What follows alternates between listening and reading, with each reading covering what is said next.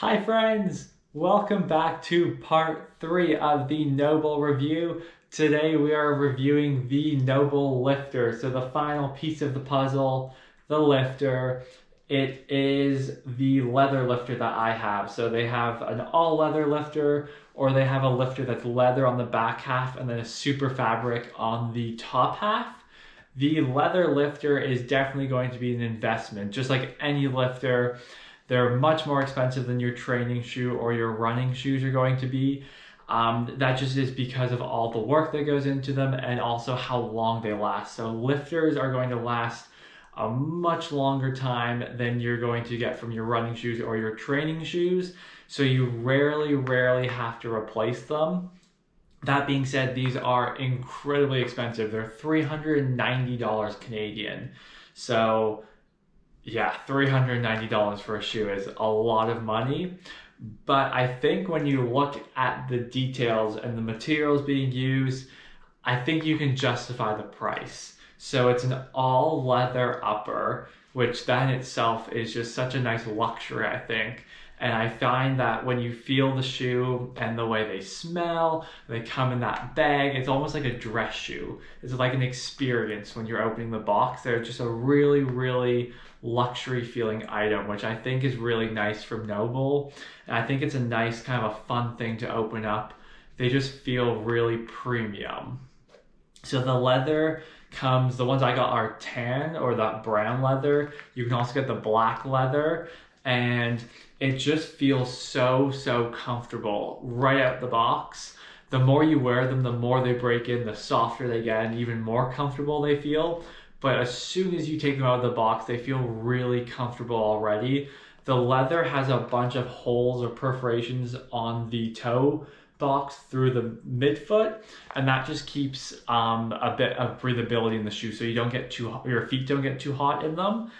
There's a NoBull writing across the back, and then it has this one big Velcro strap that secures over the midfoot.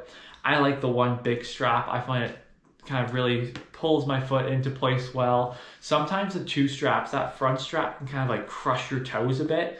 So I don't mind that there's only one strap. I actually prefer the one strap. And if I'm being honest, I don't tighten it very tight anyways.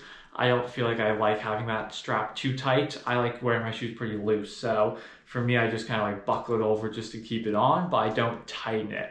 One thing I noticed with the laces is that they, for me anyways, they're a bit short. So not a big deal, but the laces are a bit short. And I think that's the only thing I don't like about the shoe, is that I have to be careful when I'm tying them because they're short. I think everything else about the shoe is incredible.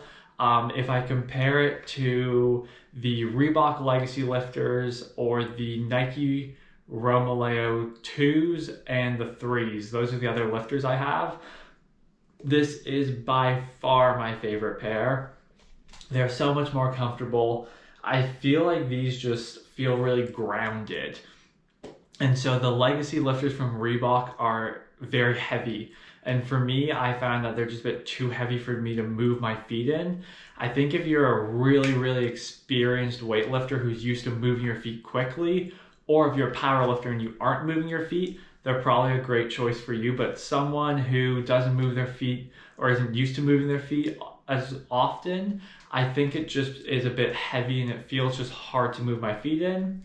As for the Nikes, I really enjoy both the Nikes. I wore them a ton. It's just that the NoBull feels just a lot nicer. It feels like, rather than having like a plasticky feeling, it's leather, it's solid, and it just feels really good. So I think that's the big takeaway from the NoBull shoe, is just the feel you get, and the ground contact feel is just not comparable to any of the other lifters I've worn. As for the heel uses stacked leather rather than the typical TPU plastic.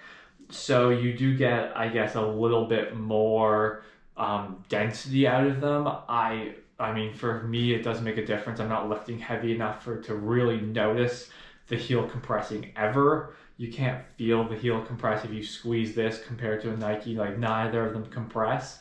But I think it looks really nice. But I think the big takeaway I just keep thinking of is just the feel. You can just feel the floor better. They grip the floor really well. So the outsole is just a gum textured outsole. It just sticks on the floor. You never slip, you never slide. And I find that my foot, when it plants, it doesn't move. It doesn't feel like it's rolling. It feels like it's really stable. And I love everything about the lifters. I think that you definitely don't need to get lifters right away. I don't think it's like you must have lifters if you want to do CrossFit or if you want to start working out. I think it's something that you get much further down the road. You don't wear lifters nearly as much as if you're as like your standard training shoe or your running shoe. But I think once you're ready to buy a pair of lifters, you're probably only going to buy 1 or 2 pairs. And I definitely think the NoBull lifter should be a serious consideration because it just is a pair that I think you can keep forever. I think the longer you wear them, the more they're going to break in, the more comfortable they're going to be, and they just feel incredible. And again, I already mentioned it, but the smell of a leather shoe is just incredible. Like, it does not get better than that. So that's my review of the NoBull lifter. Highly recommend. If you've tried the NoBull lifters, leave a comment down below. Let me know what you think. Do you love them as much as I do? If you have any questions, please let me know. Thanks for watching. This is the final part of the NoBull shoe series. Hope you enjoyed it, and I will see you again very soon. Bye for now.